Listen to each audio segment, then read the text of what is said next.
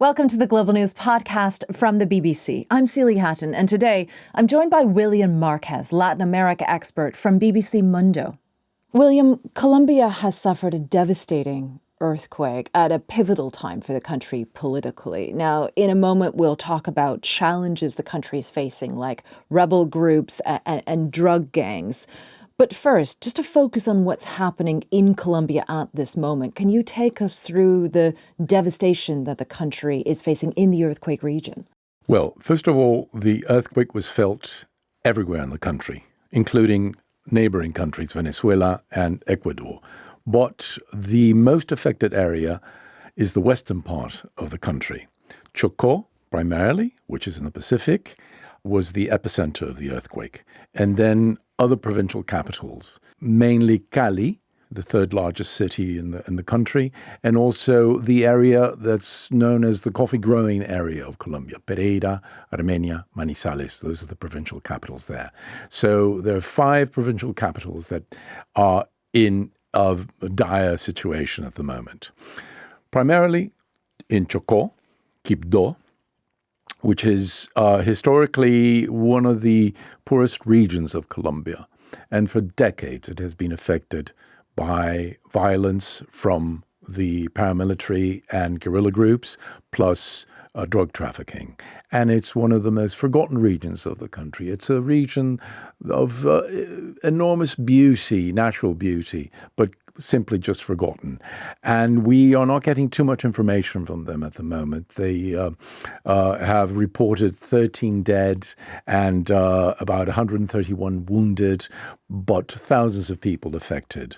But there's very little information. The communication, the mobile communication has been shut down. There's little electricity.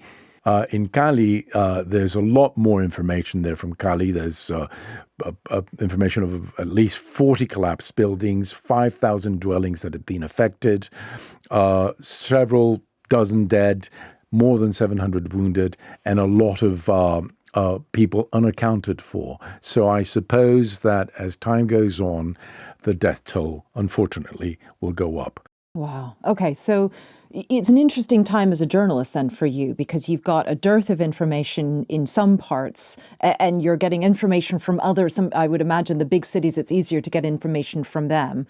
But there have been a lot of stories circulating on social media. Can you take us through some of those accounts that you've come across, things that have stuck in your mind? Well, one of the most dramatic ones is a family in Pereira, sort of in the suburbs of the town, of the city. And they posted a video where you see the actual house shaking, and they miraculously are able to abandon the house. And you see how one of the youngsters is almost losing his balance as bricks are falling down and the neighboring house is collapsing. Their sort of chimney is collapsing, and then they go inside again and see the damage inside. The walls have fallen and the ceiling has fallen. And the woman who posted the video said that all of that property can be replaced, but life can't. But they escaped with their lives. So she was thankful about that. And that reminded me, because I as a child, I remember at least 4 major earthquakes in Colombia. And I remember one in particular where the whole floor was shaking. We were in the classroom, and everyone turned around at the same time because they thought that the lad next behind them was pushing their desk, until one of the boys just stood up and said, "I think the earth is shaking." And we all moved out. And one of them, as we were just rushing out the door, crashed into the wall because it was moving so much. So I mean that at a personal level, it reminded me of that.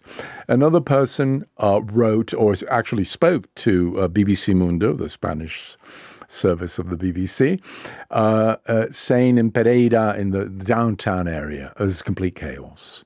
You know, there was at least one building that collapsed, traffic paralyzed, a lot of damaged vehicles. There's no electricity. They're trying to collect some water. But I have to say that the government has really moved swiftly to try and start its rescue mission. You bring our attention to the government. I want to ask you about the new president. He's just come into office just a few days ago. Inaugurated on Friday. In Cali, the city that you mentioned. Can you talk us through the challenges he's facing at this moment?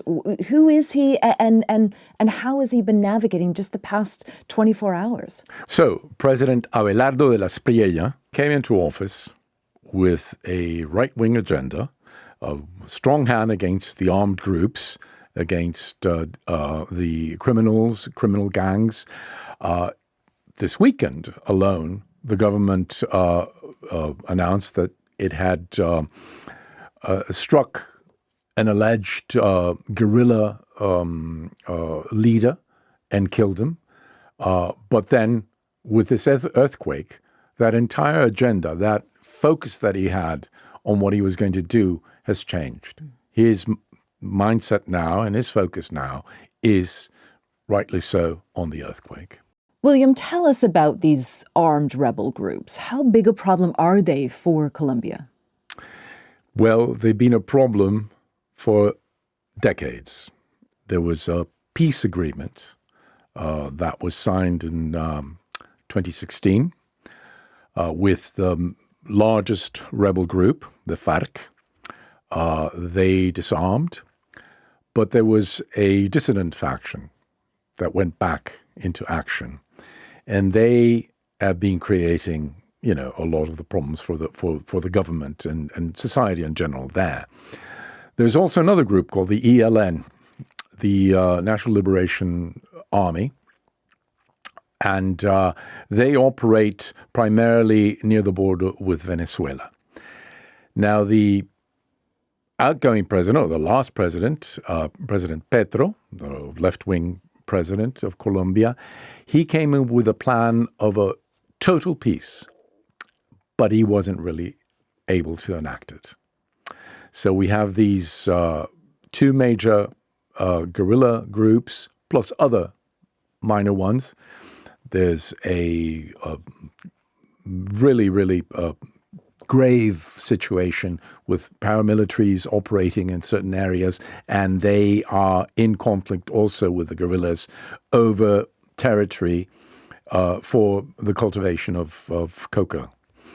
And also there are the criminal gangs, like the Clan del Golfo, the Golfo clan, which is in the Gulf of between Panama and Colombia. There's an area which is very unruly, and they control that area as well, and they control drug trafficking there as well.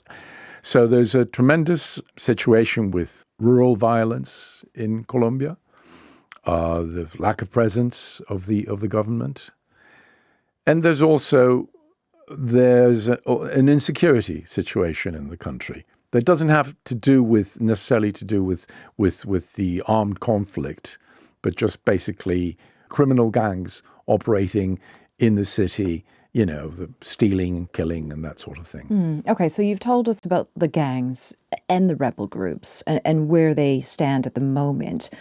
Just to layer the situation posed by the earthquake on top of that, how will that complicate the presence of those gangs, those groups, complicate the administering of aid, making sure that the Choco region in particular is built up again? Can you take us through the challenges that those two things might pose? The rebels and the paramilitaries pose a challenge directly in Choco. And so getting the aid there is going to be difficult because they control a lot of the access to it and the access to the cities and the towns and those areas. And they're heavily armed. So that's very difficult. The other problem is that there's been looting and vandalism. So many of these cities have declared curfews. So that also interferes in the rescue operations because obviously you want to work through the night. But then again, not everyone can go out and volunteers can't go and try and help because you need a special permit to circulate.